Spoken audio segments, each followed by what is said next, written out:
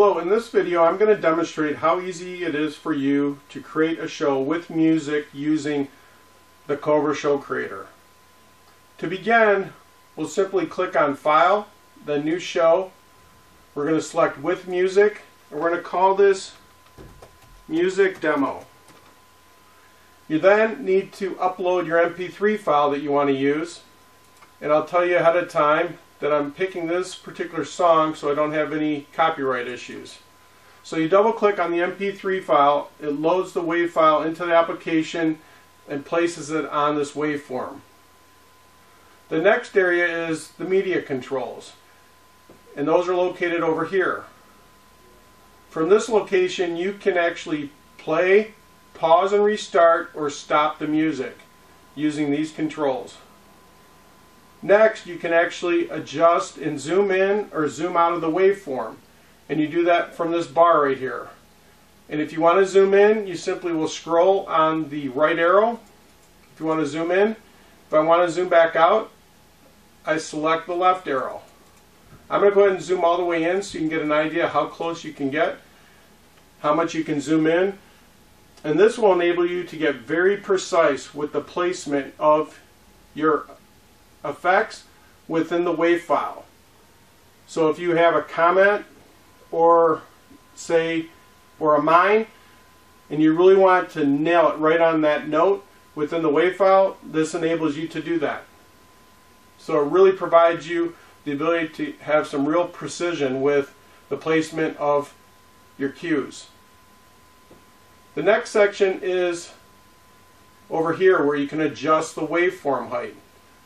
If you select this up arrow, you can increase the size of the waveform. Here you can decrease the height of the waveform. I'm going to go ahead and increase it a little bit. And that looks pretty good right there. Over here in the lower right, these are the volume controls for your music. If you want to decrease the volume, you can slide it to the left. If you want to increase it, you slide it to the right. Right here is the music track information, or more importantly the title. If I want to upload a different MP3 file, I can do it by selecting this icon right here. And then over here on the far left in the lower corner, this you can actually get valuable information regarding the setup of your cues, the location they are within the waveform. You can identify things such as the time since the last cue or the total amount of cues, and all of that you can obtain in this lower left hand side. So before we get started, I'll let you know that to actually place my cues, I'm going to use the cue controls, and specifically this plus sign. Within this song in the very beginning, I'm going to place a cue for a flame pot, and then following that I'm going to place several cues to hit on specific beats within the music, and those are actually going to be comments. So let's go ahead and get started. I'm going to go ahead and tee up the music, and we'll start placing some cues.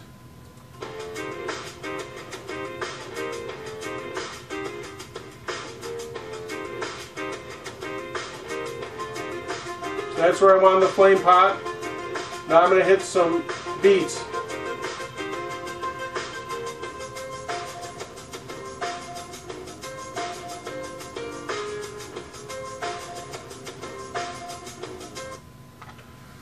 So as you can see, I've placed 5 cues thus far.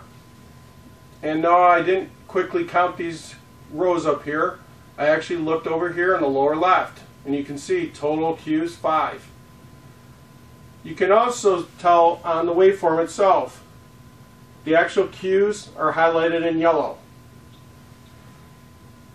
The other thing to point out is right here, this red bar. This is where you're currently located on within the waveform. So if I click my mouse here, you can see it move there. And then when you look over here, this will tell the current time you are within the waveform. So I'm at 33.2 seconds. And it tells you down below where my current cursor is. This is the time since the last cue, is 11.1 seconds. So that can come in handy later, and we'll show you some of those things in a minute. So now I'm going to go ahead and start adding some effects to these events, or these cues. So the first one I mentioned to you, I actually want this to be a flame. So I'm going to search in my fireworks and see if I have some effect in there that I can actually insert into my show. So I'm going to click on search. I'm going to type in flame. Hit enter, and you can see it found an effect within my fireworks database. And it's a red flame, and the duration of this is 15 seconds. So I'm going to go ahead and insert this. I've highlighted the row, and we'll click insert. And you can see it brought it over, and there's the duration. Here's the igniter pre-fire I'm using is 1 second, and that's because I've selected to use talent igniters or consumer igniters, and I've set it to 1 second. So if we look at the duration in the pre-fire, if I go down here to the waveform, you'll see that those times are reflected, which is great. It helps you visualize the duration of the overall effect, which is in black, which will enable you to place, for instance, if you're going to do consumer cakes, it helps you really hone in on where that cake ends from a duration standpoint.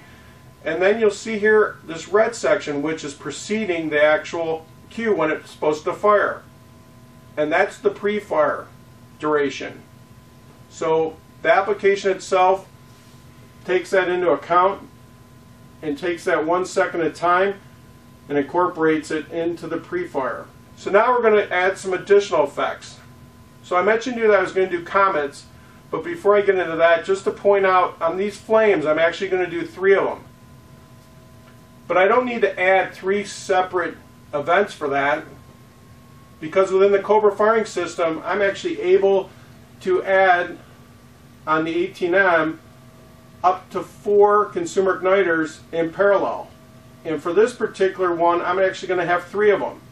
So I'm going to have 3 flames go off simultaneously, and like I said, I'm able to do that with just 1 cue because I can put those in parallel, those igniters.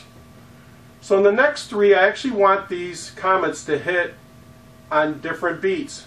Now what I'm able to do is I can easily insert an effect to multiple rows within the actual event field here.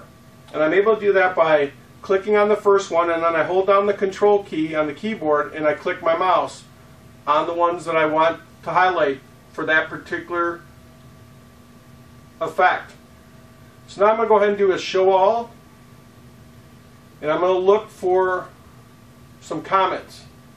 And you can see I have these scorpion tails, and I think these are what I want, but I'm going to actually take a look at them.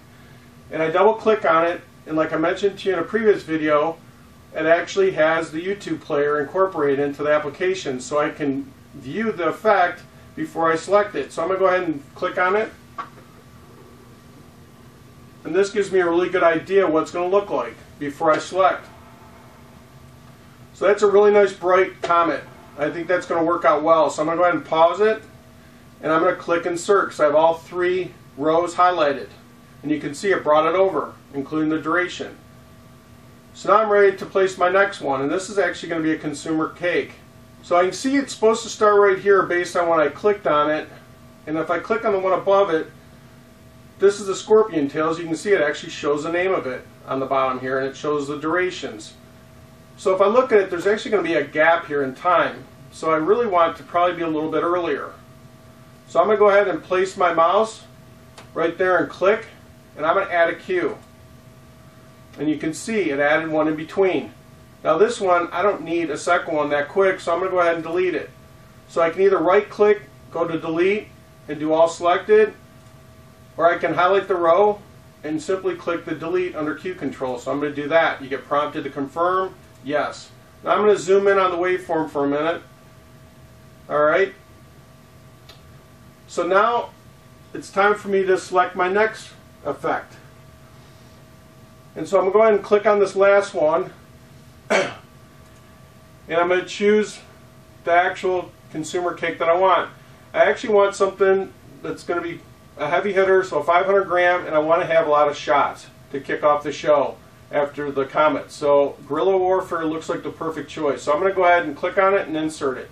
And you can see it added with the durations. The other thing it added if you look below, here's the duration of that cake, and here's the pre-fire duration, and you can see there's something in yellow. That's the lift time.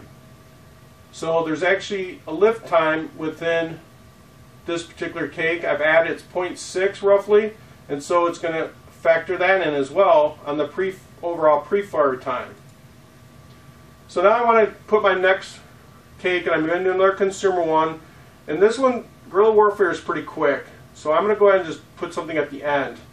So I can just simply put my cursor right there, that's right at the end of it, and add a cue. I'm going to highlight this line. The next effect I want to do is, I think I'm going to do Asian Sensation. That's up at the top. So I simply will highlight it and click Insert. And you can see it added it in. I'll click on that one and it shows where that one ends. So I'm getting near the end of my show and I'm going to want to start having some overlap. So I'm going to put my cursor about halfway in between. It's pretty easy to tell with that big black line here that shows the duration. So I'm going to put my cursor right there. And I'm going to add another cue. I'll select that row. And the effect I want to have go off is actually Gargantuan right here. So I'm going to highlight it and click Insert. And you can see it added it. Okay, so I want to add another cake, and I like Hit the Road Jack. I'm going to have that start right at the end of Gargantuan, and this is going to be the beginning of my finale. So I'm going to go ahead and select right here at the end, add a cue, highlight this row, and then select Insert. And then I'm going to start some shells right in the middle of Hit the Road Jack and go throughout the rest of the finale. So I'm going to put my cursor right here, add a cue, and this is actually going to be multiple racks, and I'm going to use 2 or 3 consumer igniters in parallel off this one cue, and they're going to be canister shells. The bulk of them will be pro shells. So I'll go ahead and click Insert. And I pretty much put all the effects that I want with this particular show. So now I actually have to do my script attributes. So I do that by clicking on this icon up top. And as we've discussed before, I need to select a trigger channel. I'm going to select channel 1.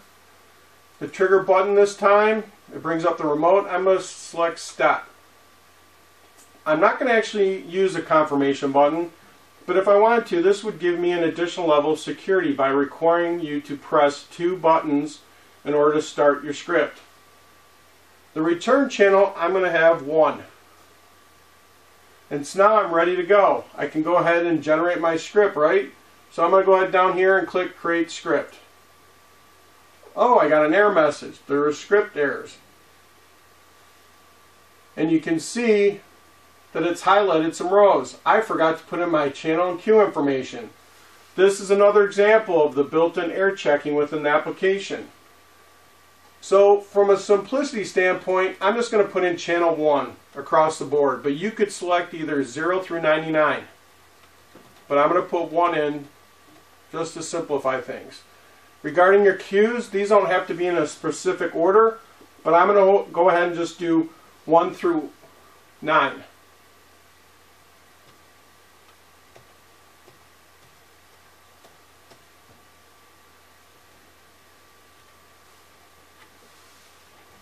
So there, we're in good shape now. I think we're ready to go ahead and create the script. I'm going to click on the icon for creating a script, and you can see it says it was created successfully. Now if I wanted to, I could open the file within the directory and view it in Excel, for instance, if I wanted to. Or I could close this window, or at this time if I wanted to go ahead and export it, I can do that. So I'm going to go ahead and click Export Script. And I'm going to scroll down and find my USB memory stick. There it is. And you can see it's already selected the single file format for Cobra, and it's added the appropriate extension, CSV. So I can go ahead and click Save, and we want to go ahead and overwrite it. So I click Yes. And then I can close this window. And that's how easy it is for you to create a show with music using the Cobra Show Creator. So the next step, we're going to actually take this script, load it on the 18R2 remote, and we're going to test fire it on the Cobra firing system. So we'll be back in a minute and we'll get this all set up and see how it works.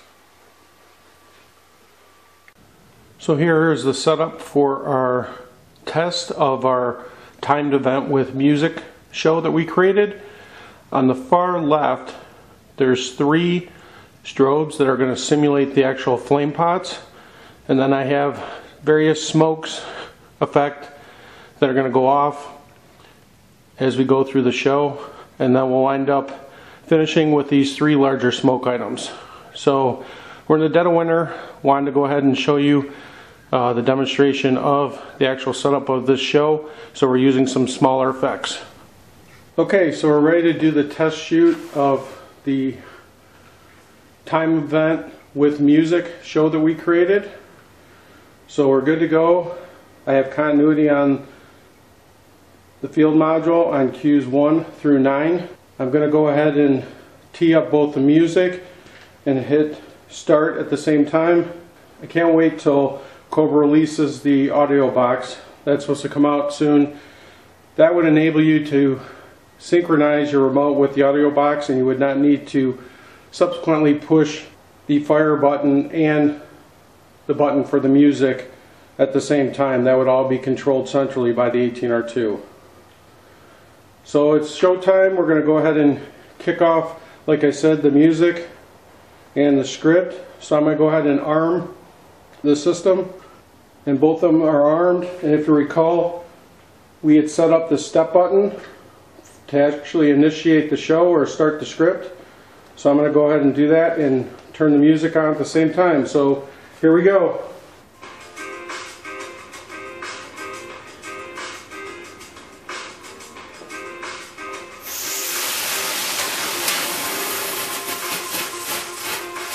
So you can see that's the simulation of the flame pots. All 3 went off. I had those wired in parallel.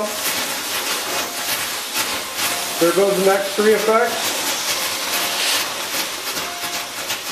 There goes the 4. Now one thing to mention, you can actually pause your script with this by hitting the arm button.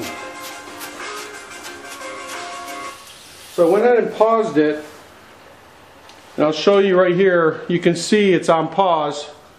And what I can do is I can go ahead and restart both the music and the script. And like I said, if you had the audio box, it would cover both systems at the same time, and I would go ahead and restart both of them.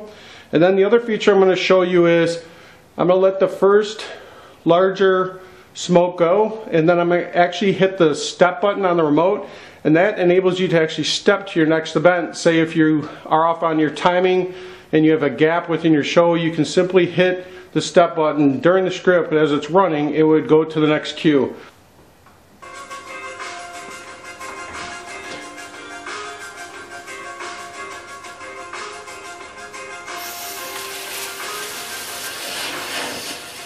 There goes the next smoke. We have a little bit of a break. So that ended a little bit early. I'm going to go ahead and hit the step button. And you can see that immediately went to the next effect.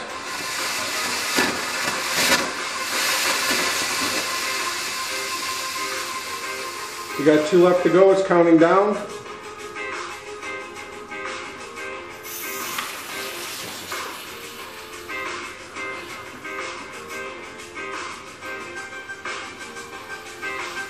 We're getting close to the finale here.